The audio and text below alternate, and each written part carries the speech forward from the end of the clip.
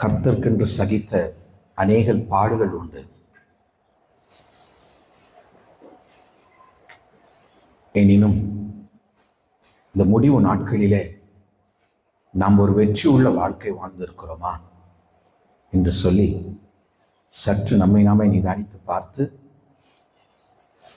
இவைகளிலிருந்து எவைகளை நாம் எடுத்து களைய வேண்டும், எவைகளை இன்னும் அதிகமாக நாம் சேர்த்து கொண்டு தேவனுக்கென்று உழைக்க வேண்டும் என்று சொல்லி சற்று நாம் நிதானித்து பார்த்து நம்முடைய தவறுகளை திருத்தி நம்முடைய நன்மைகளை இன்னும் உற்சாகமாய் பலவற்றாய் பெருக்கி செய்து கர்த்தருடைய நாமத்தை மகிமைப்படுத்தணும். இந்த 2025 வருடம் S we have achieved lot. அநேக காரியங்களை நாம் சாதித்திருக்கிறோம் தேவனுக்கென்று. கர்த்தர் அவரை எல்லாவற்றையும் கணக்கில் வைத்திருக்கிறார். நீங்கள் செய்த ஒரு நன்மையும் வீணா போகாது. அவைகளுக்கு ஈடாய் கர்த்தர் 100 திரும்ப கொடுப்பார் என்பதில் எந்த விதமான மாற்றமும் இல்லை. பிரியமானவர்களே, ஒருவேளை மனுஷன் நீங்க செய்த நல்ல காரியங்களை அங்கீகரிக்காமல் போயிருக்கலாம். ஒருவேளை மனிதர்கள் நாம் செய்த நல்ல காரியத்தையும் தவறென்று நினைத்து நம்ம ஏளனப்படுத்தி இருக்கலாம். ஆனா நம்மை உண்மையாய் உற்று நோக்கிற ஒரு தெய்வம் நமக்கு உண்டு. அவருக்கு முன்பாக நாம் செய்தவைகள் எல்லாம் உகந்த வாசனையா இருக்கிறது என்று சொல்லி அவர் நமக்கு ஏற்ற வேளைகளிலே ஏற்ற ஆசீர்வாதங்களை கொடுக்க வல்லவராயிருக்கிறார். ஆண்டவரே, எங்கள் இருதயத்தை ஒருமுகப்படுத்துங்கப்பா, எங்கள் சிந்தையை ஒருமுகப்படுத்துங்க ஆண்டவரே. கல்வாரியின் ரத்தம் இந்த நாளிலே எங்கள் மீது தெளிக்கப்பட்டு எங்களை ஒருமுகப்படுத்துவதாக என்னை தரைமட்டம் தாழ்த்துகிறேன், ஒப்புக் கொடுக்கிறேன். இயேசுவின் நாமத்தினாலே கேட்கிறேன் நல்ல பிதாவே, ஆமென். அல்லேலூயா.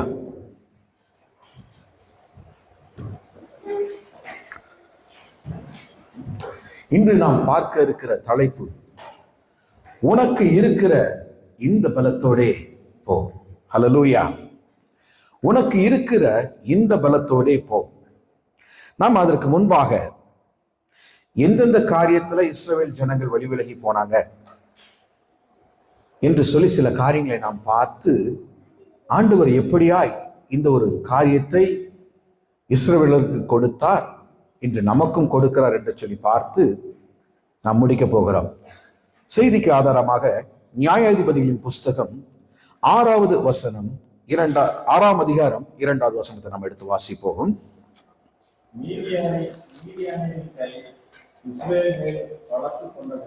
மீதியானருடைய கை இஸ்ரவேல் மேல் பலத்து கொண்டபடியால் இஸ்ரவேல் புத்திரர் மீதியானரின் நிமித்தம்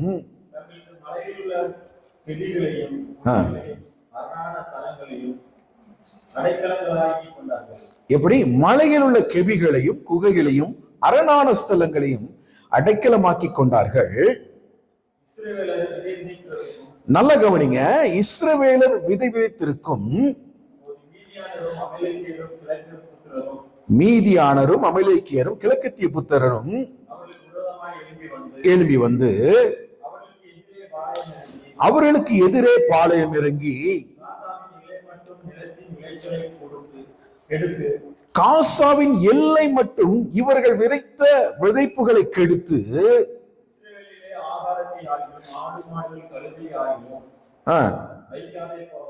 வைக்காதே போவார்கள். அவர்கள் தங்கள் மிருக ஜீவன்களோடும் கூடாரங்களோடும் எப்படி வெட்டுக்கிளிகளை போல திரளாய் வருவார்கள். அவர்களும் அவர்களுடைய ஒட்டகங்களும் எண்ணி முடியாததா இருக்கும். இந்த பிரகாரமாக தேசத்தை கெடுத்துவிட அதிலே வருவார்கள் என்று சொல்லி எழுதப்பட்டிருக்கு. மீதியானவருடைய கை இஸ்ரவேல் மேல் பலத்து கொண்டிருக்கிறது. மீதியானர் இஸ்ரவேலை ஒடுக்குகிற ஒரு காரியம், இஸ்ரவேலுக்கு தேவன் தருகிற நன்மைகளை, ஆசீர்வாதங்களை, அநேக தேவைகளை இவர்கள் வந்து கொள்ளையிட்டு இந்த தேசத்தின் மக்களுக்கு ஒன்றும் கிடைக்காமல் இவர்களுடைய ஆசீர்வாதங்கள் எல்லாவற்றையும் அவர்கள் அள்ளி சென்று விடுகிற ஒரு காரியம். இது ஒரு கொடுமையான காரியம். நாள் முழுவதும் விவசாயி தன்னுடைய விதையை போட்டு விதைத்து தண்ணீர் ஊற்றி அதிலே வளர்த்து அவைகளை களைகளை எடுத்து பல காரியங்களை, உழைப்புகளை அதிலே போட்டு அவர்கள் செய்த அநேக காரியங்கள் வீணாய் போகத்தக்கதாக தங்களுடைய எதிரிகள் வந்து தாங்கள் விதைத்த விதைப்பை அறுப்பதற்கு ஏற்றதாய் இருக்கிற நேரத்துல இன்னும் கொஞ்ச நாள்ல அதை நாம அறுத்து நம்மளுடைய களஞ்சியத்துல கொண்டு நாம சேர்க்க போகிறோம். நம்மளுடைய பொக்கிஷ சாலையிலே இந்த பண்டகங்கள் எல்லாம் வந்து வரப்போகிறது. நம்முடைய பிள்ளைகளும் நாமளும் பட்டினி கிடைக்காதபடிக்கு அநேக ஆசீர்வாதங்களோடு அனுதினமும் உணவை நாம் புசிக்க போகிறோம் என்று சொல்லி அவர்கள் ஏங்கி தவித்துக் கொண்டிருந்த காலகட்டத்திலே அமலேக்கியர்கள் வந்து இவர்களுக்கு உண்டான அனைத்து காரியங்களையும் இவர்கள் கரத்திலிருந்து பிடுங்கி என்ன செய்யறாங்க, கொண்டு போகிற ஒரு காரியம். அவங்க எதை விடுறது கிடையாது. அவர்களும் அவர்கள் ஒட்டங்களும் எண்ணி முடியாதா இருந்தது. இந்த பிரகாரமாக தேசத்தை கெடுத்துவிட அதனாலே வருவார்கள் என்று சொல்லி எழுதப்பட்டிருக்கிறது. இதற்கு காரணம் என்ன என்று சொல்லி நம்ம பார்த்தோம்னா, முதலாவது வசனத்தை வாசிக்கும் பொழுது இதற்கு விடை கிடைக்கிறது. 6ஆம் அதிகாரம் 1ஆம் வசனம், பின்னும் இஸ்ரவேல் புத்திரர் கர்த்தரின் பார்வைக்கு போதும், கர்த்தரின் பார்வைக்கு பொல்லாப்பானதை செய்தனர். அப்பொழுது கர்த்தர் அவர்கள் 7 வருஷம் மீதியானவர்கள் கையில் வச்சிட்டாரு, ஒப்பு கொடுத்தார் என்று எழுதப்பட்டிருக்கிறது. இஸ்ரவேல் புத்திரர் கர்த்தரின் பார்வைக்கு பொல்லாப்பானதை செய்யும் பொழுது இங்க என்ன நடக்கிறது? இவர்கள் விதைத்த விதை, இவர்கள் கஷ்டப்பட்டு வளர்த்த கனிகள், இவர்கள் கஷ்டப்பட்டு பயிரிட்ட நெல் மணிகள், கோதுமை மணிகள் எல்லாம் எதிரிகளுடைய கைகளிலே போகும்படியாக தேவன் 7 வருடம் அவர்களை ஒப்பு கொடுத்தார் என்று சொல்லி இங்க எழுதப்பட்டிருக்கிறது. நீங்க நல்லா பாத்தீங்கன்னா இந்த காரியம் எதனால நடக்கிறது? நியாயாதிபதிகள் 2ஆம் அதிகாரம் 8வது வசனத்துல, நூனின் குமாரனாகிய யோசுவா என்னும் கர்த்தரின் ஊழியக்காரன் 110 வயதுள்ளவனாய் மரணம் அடைந்தான்.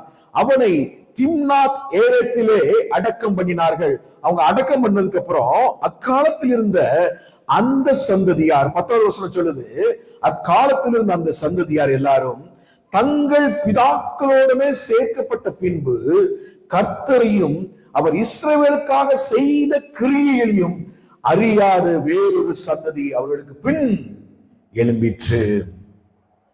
இங்க நல்லா கவனிச்சு பாத்தீங்கன்னா, அக்காலத்துல வேறு ஒரு சந்ததி எழும்புது. அந்த சந்ததி எப்படிப்பட்ட ஒரு சந்ததி? தேவன் அவர்கள் பிதாக்களுக்கு செய்த நன்மைகளை பற்றி அறியாத சந்ததி. தேவன் அவர்களை எப்படி இஸ்ரவேலரை எப்படி எகிப்தின் கைக்கு நீங்களாக்கி ரட்சித்தார், அவர்களை எப்படி வனாந்தரத்தில் 40 வருஷம் அளவு நடத்தி கொண்டு வந்தார், அவர்களை எப்படி பாலும் தேனும் ஓடுகிற கானான் தேசத்துக்குள்ளே யோசுவாவின் மூலமாய் கொண்டு வந்து விட்டார் என்று சொல்லி அநேக காரியங்களை பிள்ளைகள் அறிந்திராதபடியினாலே தேவனுக்கு விரோதமாக போகக்கூடிய ஒரு காரியம். நீங்கள் நியாயாதிபதிகள் 2ஆம் அதிகாரம் 11 15 வசனங்களை வாசிக்கும் பொழுது, அப்பொழுது இஸ்ரவேல் புத்திரர் கர்த்தரின் பார்வைக்கு பொல்லாப்பானதை செய்து, யார? பாகால்களை சேவித்து பிதாக்களை எகிப்து தேசத்திலிருந்து புறப்பட பண்ணின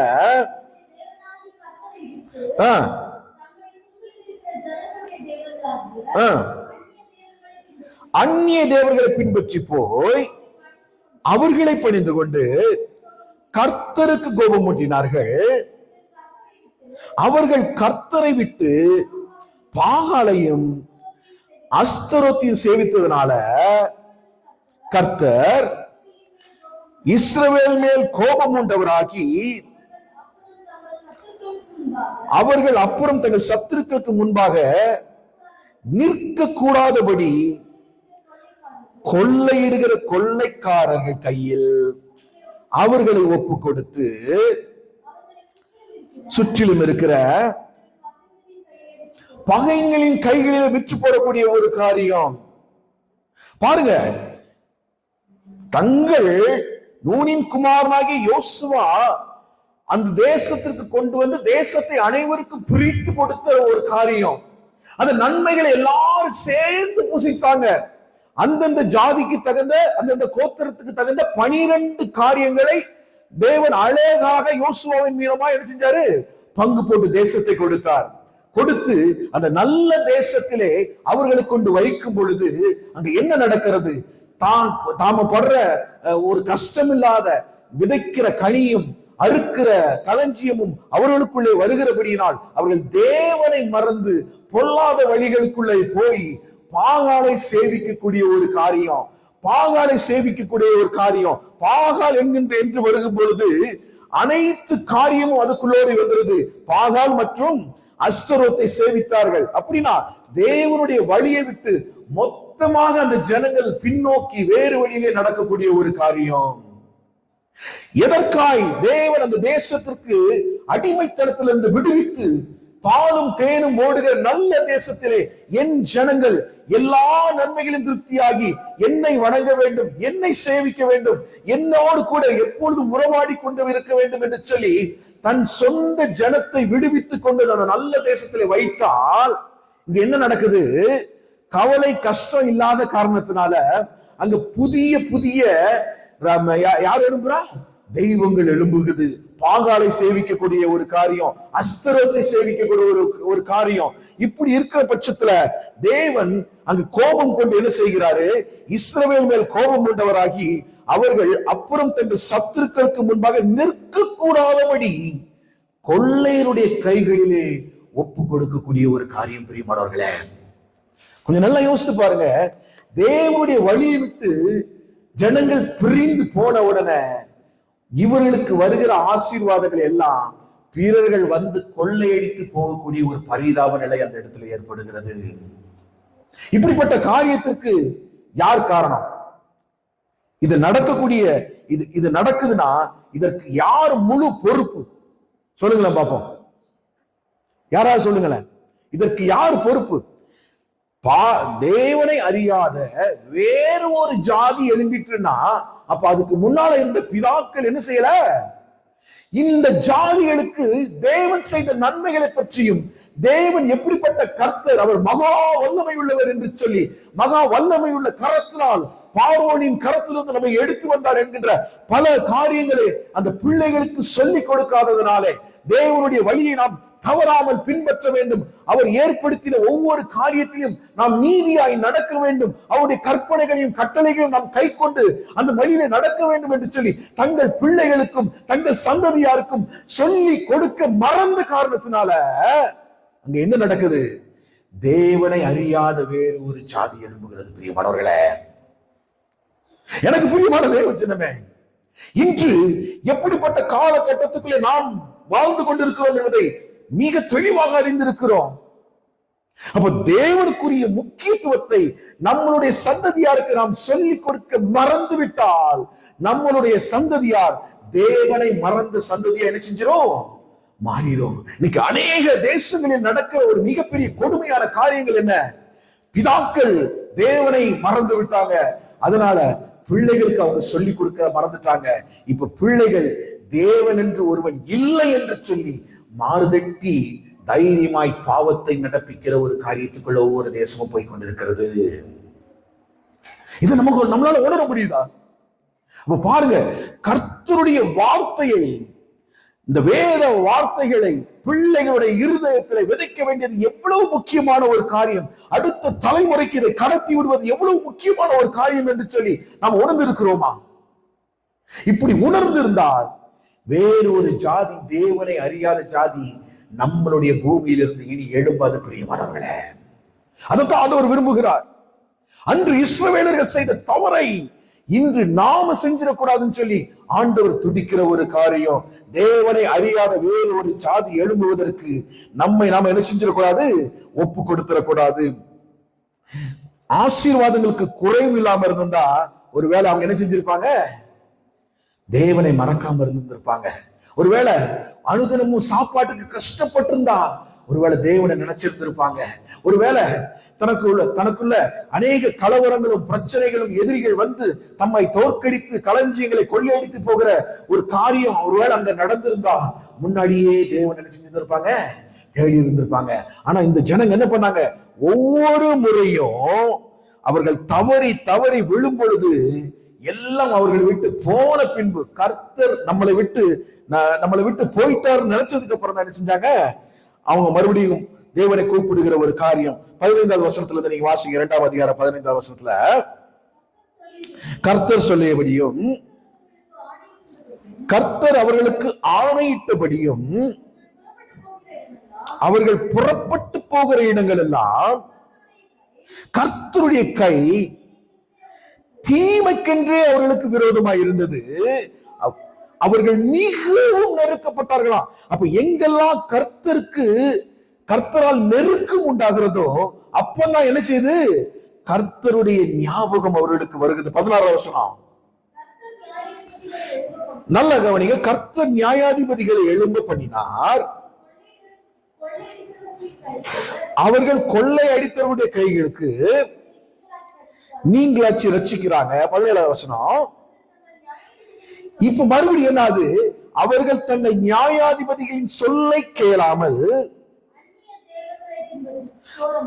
அந்நிய தேவரை 17வது வாசிங்கன்னா அந்நிய தேவர்களை சோரம் பற்றி போய் அவைகளை பணிந்து கொண்டார்கள். தங்கள் பிதாக்கள் கர்த்தரின் கற்பனைகளுக்கு சீக்கிரமாய் விட்டு விலகி அவர்கள் செய்தபடி செய்யாமல் போனார்கள். பாருங்க, ஒரு பிரச்சனை வரும் பொழுது தன்னுடைய காரியங்களை களஞ்சியங்களை கொள்ளைக்கு ஒப்பு கொடுக்கும் பொழுது கர்த்தர் தங்களை கைவிடும் பொழுது கர்த்தருடைய ஞாபகம் வருது. அவர் நியாயாதிபதிகளை எழுப்பி அந்த கொள்ளைகளுக்கு நீங்களாக்கி அவர்களை ரட்சிக்கிறார். ஆனா இப்ப என்ன பண்றாங்க? 17வது வசனத்துல அவர்கள் தங்கள் நியாயாதிபதிகளின் சொல்லை கேளாமல் மீண்டும் சீக்கிரமா என்ன செஞ்சுட்டாங்க? வழி விலகி போனாங்க. 12வது வசனத்தை வாசிங்க. கர்த்தர் அவர்களுக்கு நியாயாதிபதிகளை எழும்ப பண்ணுகிற போது கர்த்தர் நியாயாதிபதி கூட இருந்து நாட்களில் எல்லாம் சத்துருக்களின் கைக்கு நீங்களாக்கி ரட்சித்து வருவார். அவர்கள் தங்களை இறுக பிடித்து ஒடுக்குகிறவர்கள் நிமித்தம் தவிக்கிறதுனாலே கர்த்தர் மனஸ்தாபப்பட்டு என்ன செய்யறாரு? இந்த காரியத்தை செய்யறாரு. 19வது வசனம். நியாயாதிபதிகள் மரணம் அடைந்த உடனே அவர்கள் திரும்பி அந்நிய தேவர்களை பின்பற்றவும்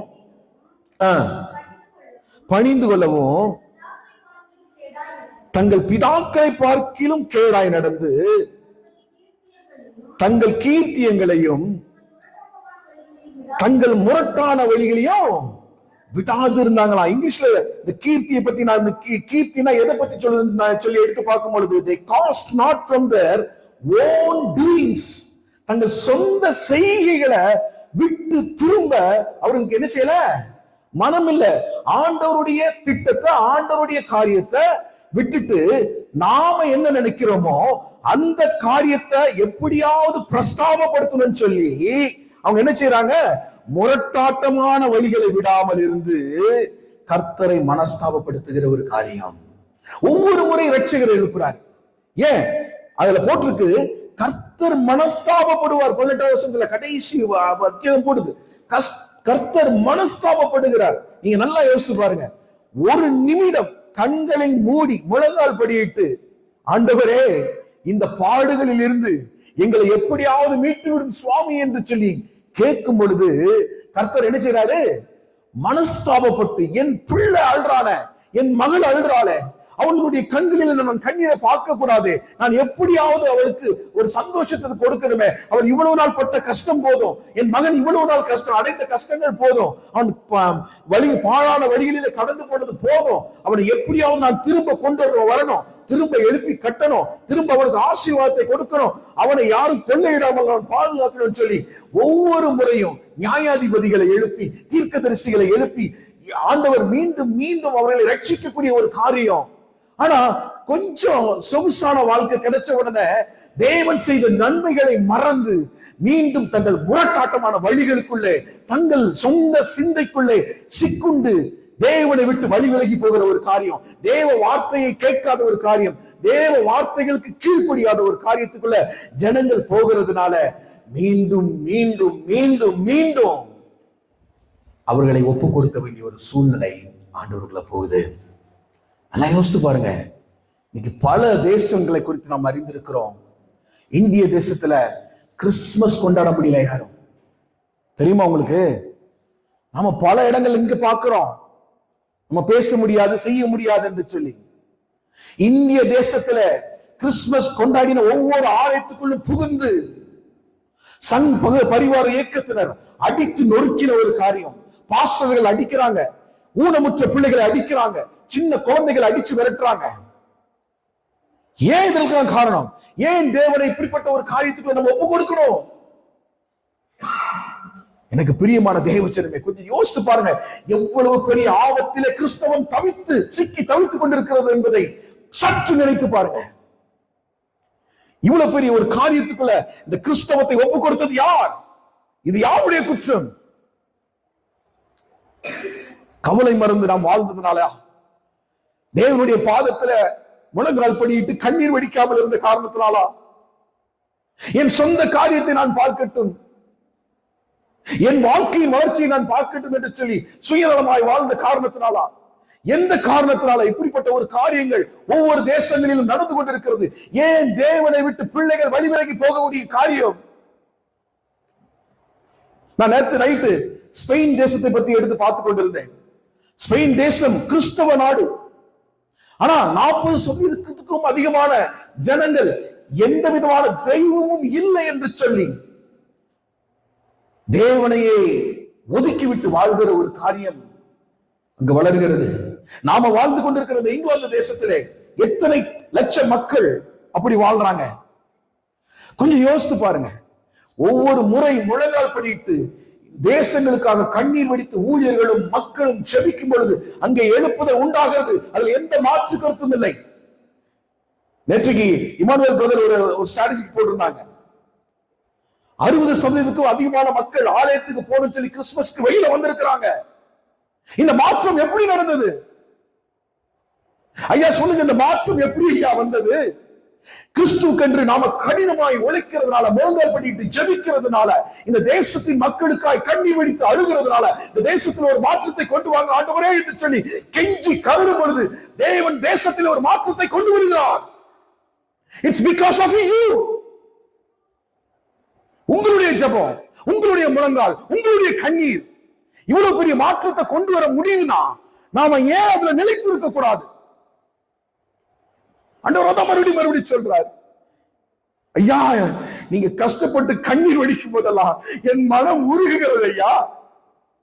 என் பிள்ளை கண்ணீர் வடிக்கிறானே, என் மகன் கண்ணீர் வடிக்கிறாளே, அவள் கண்ணீரை நான் துடைக்கட்டும், அவள் கண்ணீரை ஆனந்த கழிப்பாய் நான் மாற்றட்டும் என்று சொல்லி அவர் இறங்கி இறங்கி இறங்கி வந்து வந்து வந்து வந்து நமக்கென்று நன்மை செய்ய செய்ய தேவனை மீண்டும் மீண்டும் மறந்து நம்முடைய சொந்த காரியங்களை குறித்து அதிகமாக யோசிக்கிறது என்ன?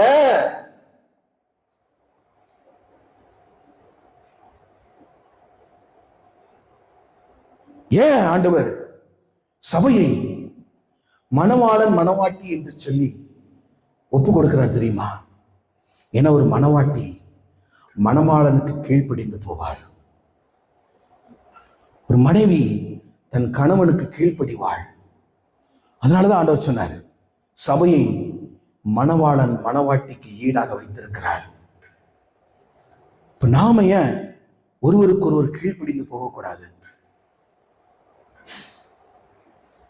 கொஞ்சம் யோசிங்க. ஆண்டவர் நமக்கு தருகிற நன்மைகளை நாம் ஏன் தட்டி கழிக்க வேண்டும்? ஆண்டவர் நமக்கு தருகிற ரட்சிப்பை நாம் ஏன் உதாசீனப்படுத்த வேண்டும்? இந்த ஆலயத்துல அநேக ஜனங்களை புதியதாய் கொண்டு வர்றாங்களே, அந்த ஜனங்களுக்காக ஏன் நாம் ஒன்றிணைந்து வேலை செய்யக்கூடாது பிரியமானவர்களே? கொஞ்சம் யோசித்து பாருங்க. கர்த்தருடைய கை ஒரு நாளும் குறுகி போகிறது இல்லை. அவர் நேற்றும் இன்றும் என்றும் மாறாத தேவன். உங்களை கொண்டு இந்த தேசத்திலே இவ்வளவு பெரிய மாறுதலை கொண்டு வந்த தேவனுக்கு பெரிய பெரிய அற்புதங்களையும் அடையாளங்களையும் இன்னும் செய்ய முடியாதா? Please submit yourself to God. கர்த்தருக்கு அடங்கி இருக்கிற பிள்ளைகளாய் நாம் வாழுவோம். நிச்சயமாக இந்த தேசத்துல ஒரு எழுப்புதல் உண்டாகும். இன்னைக்கு இந்திய தேசத்துல பரிதாபம் நியூஸை பார்க்கும் பொழுது வயிறெல்லாம் எரியுது, மனதெல்லாம் அழுது, எதுவும் செய்ய முடியாமல் கோலையாக திக்கற்ற பிள்ளைகளாக இவர்களுக்கு இந்த இயேசு கிறிஸ்துவை ஒப்பு கொடுத்து இப்படி உட்கார்ந்து இருக்கிறோமே என்று சொல்லி கண்ணீர் வருகிறது பிரியமானவர்களே. விடிய காலையில் 4 மணிக்கு எழும்பினேன். எனக்கு அதுக்கப்புறம் தூக்கம் வரல. முழங்கால் படிட்டு கண்ணீர் இட்டு கொண்டே இருந்தேன். ஆண்டவரே, நான் செய்த பாவத்தை மன்னிங்கப்பா, நான் செய்த துரோகத்தை மன்னிங்க ஆண்டவரே. என் சுய விருப்பத்தை நான் என் சபையில விதைத்திருந்தால் தயவு செய்து என்னை மன்னிங்க ஆண்டவரே. மோசே கதறினது போல நாமளும் கதறணும் ஜனங்களுக்காக பிரியமானவர்களே. மோசே தன் ஜனங்களுக்காக ஜீவ புஸ்தகத்திலிருந்து என் பெயரை கிறுக்கி போட்டாலும் பரவாயில்ல, என் ஜனங்களை மன்னித்தீரானால் மன்னியும் என்று சொல்லி கதறினானே. அப்படிப்பட்ட இருதயம் நமக்குள்ள வருமா என்று சொல்லி நாம யோசித்து பார்க்கணும். மத்தேயு இதைத்தான் இயேசு எருசலேமை பார்த்து சொல்லுகிற ஒரு காரியம். நம்ம 19வது வசனத்தை மீண்டும் வாசித்து அதுக்குள்ள போகலாம். நியாயாதிபதி மரணம் அடைந்த உடனே அவர்கள் இருதயம் திரும்பி அந்நிய தேவர்களை பின்பற்றவும் சேவிக்கவும் பணிந்து கொள்ளவும் தங்கள் பிதாக்களை பார்க்கிலும் கேடாக நடந்து தங்கள் கீர்த்தியங்களையும் தங்கள் முரட்டாட்டமான வழிகளையும் விடாதிருப்பார்கள். இப்ப மத்தேயு 23ஆம் அதிகாரம் 34வது வசனத்திலிருந்து 37வது வசனம் வரைக்கும் வாசிங்க. ஆகையால்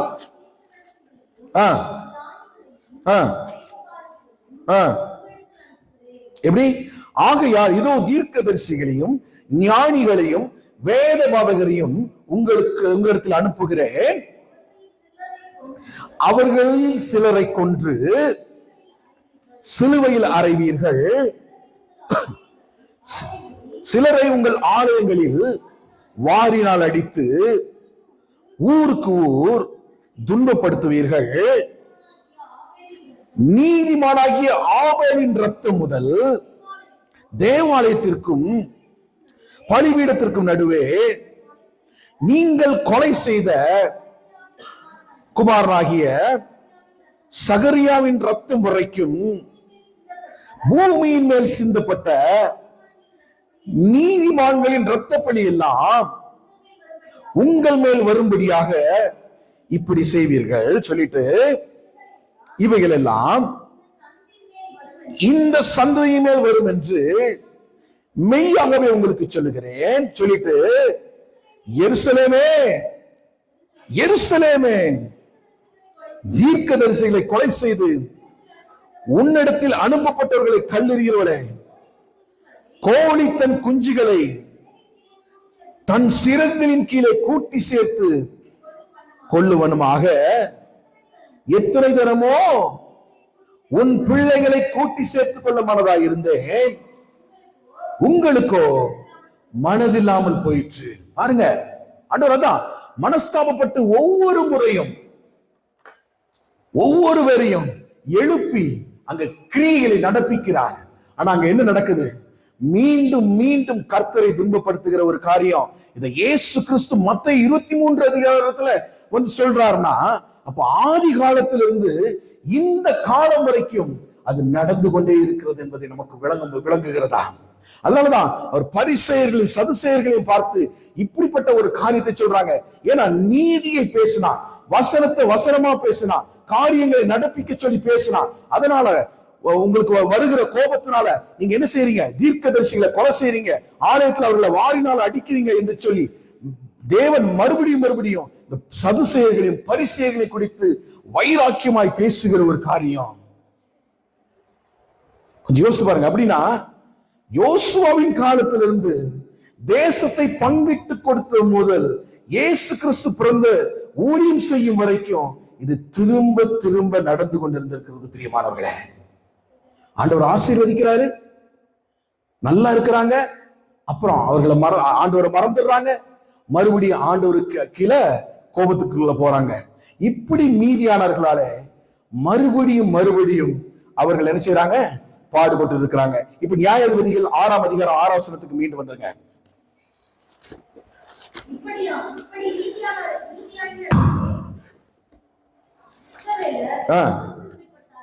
மிகவும் சிறுமைப்பட்டார்கள் சொல்லிட்டு, அப்பொழுது இஸ்ரவேல் புத்திரர் கர்த்தரை நோக்கி முறையிட்டார்கள். இஸ்ரவேல் புத்திரர் மீதியானவர்கள் நிமித்தம் கர்த்தரை நோக்கி முறையிட்ட போது இப்ப என்ன செய்யறாரு? ஒரு தீர்க்கதரிசி அவர்களுக்கு அனுப்பி என்ன செய்யறாரு? அவன் அவர்களை நோக்கி, இஸ்ரவேலின் தேவனாகிய கர்த்தர் உரைக்கிறது என்னவென்றால், நான் உங்களை எகிப்திலிருந்து வரவும் அடிமைத்தன வீட்டிலிருந்து புறப்படவும் செய்து எகிப்தியர் கையில் நின்றும் உங்களை ஒடுக்கின யாவருடைய கையில் நின்றும் உங்களை ரட்சித்து அவர்களை உங்களுக்கு முன்பாக துரத்தி அவர்கள் தேசத்தை உங்களுக்கு கொடுத்து நான் உங்கள் தேவனாகிய கர்த்தர் என்றும்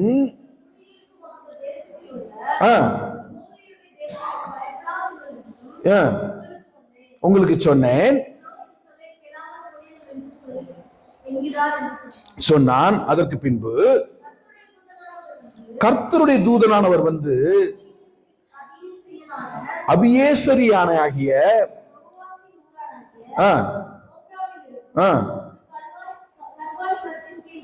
வந்து தேவதூதன் உட்கார்ந்துட்டார். இப்போ குமாரன்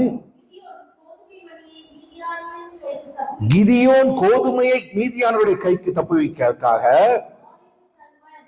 போரடித்தான்.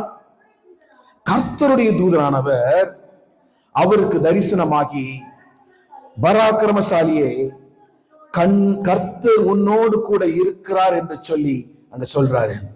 நல்லா பாத்தீங்கன்னா, அவங்க எப்போ மனம் திரும்பி ஆண்டவரை நோக்கி சத்தமிட்டு கூப்பிட்டாங்களோ உடனே அவர் தீர்க்கதரிசி அனுப்பி என்ன செய்யறாரு? முதல்ல கர்த்தர் உங்களை எகிப்திலிருந்து எப்படியெல்லாம் கொண்டு வந்தார் என்பதை நினைவுபடுத்துகிற ஒரு காரியம். ஒரு ரீவைண்டுக்குள்ள போறார். தேவதூதன் வந்து எல்லா ஸ்டோரியும் சொல்றார். எப்படியெல்லாம் உங்களை காப்பாத்தி கொண்டு வந்தேன், எப்படியெல்லாம் இந்த தேசத்துக்குள்ள நான் வந்து உங்களை வச்சு நான் அழகு பார்த்தேன், அதனால நீங்க என்ன செய்யக்கூடாது, இனிமே இந்த காரியத்தை செய்யக்கூடாது என்று சொல்லி நினைவுபடுத்தி நூனின் குமாரனாகிய யோசுவாவுக்கு என்ன செய்யறாரு? நீங்க 14-13 வருஷத்துல தொடர்ந்து வாசிக்கும் பொழுது, அப்பொழுது கிதியோன் அவர்களை நோக்கி, கர்த்தர் என்னோடு கூட இருந்தால் இவைகள் எல்லாம் எங்களுக்கு நேரிடுவான என்று சொல்லி கேட்கிறாரு. கொண்டு வரவில்லையா என்று எங்கள் பிதாக்கள் எங்களுக்கு விவரித்து சொன்ன அவருடைய அற்புதங்கள் எல்லாம் எங்கே? இப்பொழுது கர்த்தர் எங்களை கைவிட்டு மீதியானர் கையில் எங்களை ஒப்பு கொடுத்தாரே என்றார். 14 வசனம். அப்பொழுது கர்த்தர் அவர்களை நோக்கி பார்த்து, உனக்கு இருக்கிற இந்த பலத்தோட போ, நீ இஸ்ரவேலரோட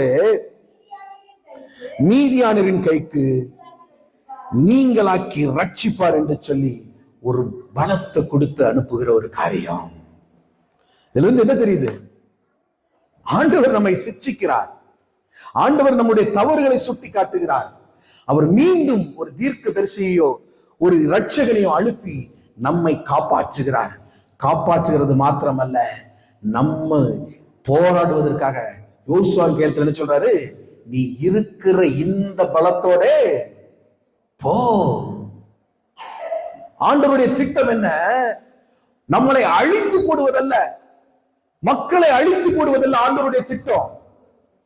என்றைக்காவது ஒரு நாள் தான் செய்த தவறை உணர்ந்து என் பாதத்தண்டையில நீ விழும் பொழுது, அந்த நொடி பொழுது நீ என்னென்ன செய்திருந்தாயோ எனக்கு விரோதமாக, எல்லாவற்றையும் நான் மன்னித்து, என் அன்பு மகனே, என் அன்பு மகளே, எழும்புப்பா, எழும்பு. நீ விழுந்து கிடப்பதற்காக நான் உன்னை அழைக்கல. நீ படுத்து உறங்கி கொண்டிருப்பதற்காக நான் உன்னை அழைக்கல. நீ கண்ணீர் வடித்து உன்னை நினைத்து நீ பாரப்பட்டுக் கொண்டிருப்பதற்காக நான் உன்னை அழைக்கல.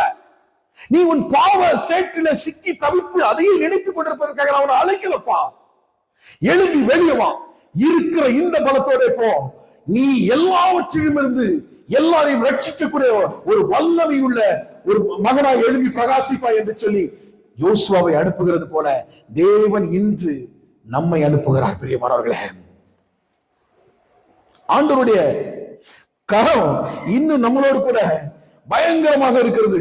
அப்பொழுது கர்த்தர் அவனை நோக்கி பார்த்து, உனக்கு இருக்கிற இந்த பலத்தோட போ, நீ இஸ்ரவேலரை மீதியாரின் கைக்கு நீங்களாக்கி ரட்சிப்பாய், உன்னை அனுப்புகிறவர் நான் அல்லவா என்று சொல்லுகிற ஒரு காரியம். பாருங்க, கிதியோனுக்கு அந்த தருணம் எப்படி இருந்திருக்கும். அவன் மீதியானருக்கு பயந்து போய் பக்கத்திலேயே போராடிக்கிறான், வந்து எடுத்துட்டு போயிடக்கூடாதுன்னு. ஆனா ஆண்டவர் அவனை கூப்பிட்டு சொல்றாரு, வாப்பா, நீ தைரியமா இரு, நீ தைரியமா எழுதி போ, இருக்கிற இந்த பலத்தோட போ, மீதியானவருடைய கைகளுக்கு நீ மாத்திரமல்ல உன்னை சார்ந்திருக்கிற இஸ்ரவேல் ஜனங்கள் அனைவரையும் நீங்களாக்கி ரட்சிப்பாய் என்று சொல்லி ஒரு மிகப்பெரிய வல்லமையை கிதியோன் கரத்துல தேவன் கொடுத்து அனுப்புகிறார். அதுக்கு பின்பாய் நடந்த காரியங்கள்லாம் நமக்கு தெரியும். நான் அதுக்குள்ள போக விரும்பல.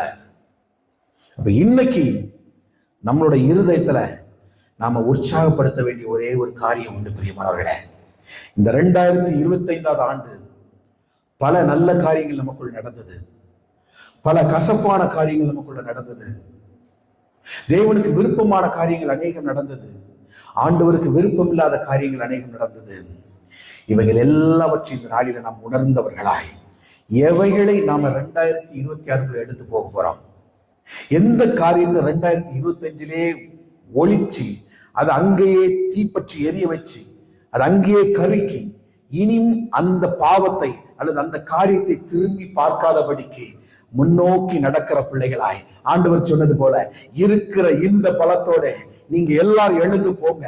நீங்க இந்த சின்ன பலத்தை வச்சு இவ்வளவு பெரிய மாற்றத்தை இந்த தேசத்துக்குள்ள நீங்க கொண்டு வர முடியும்னா இன்னும் அநேக காரியங்களை உங்களால செய்ய முடியும். அநேகருக்கு பிரோஜனமான வெளிச்சமுள்ள வாழ்க்கையை உங்களால வாழ முடியும். அநேக சிறைப்பட்டு கிடக்கிற ஜனங்களை விடுதலையாக்கி அவர்கள் தேவனுடைய பாதையை திரும்பி கொண்டு வர உங்களால முடியும் என்று சொல்லி ஆண்டவர் இந்த நாளில உங்களுக்கு கொடுக்கிற ஒரு நிச்சயம் இதுதான். பிரியமானவர்களே, இந்த 2025ஆம் ஆண்டு முடிய போகிற ஒரு தருணத்தில் நாம இருக்கிறோம்.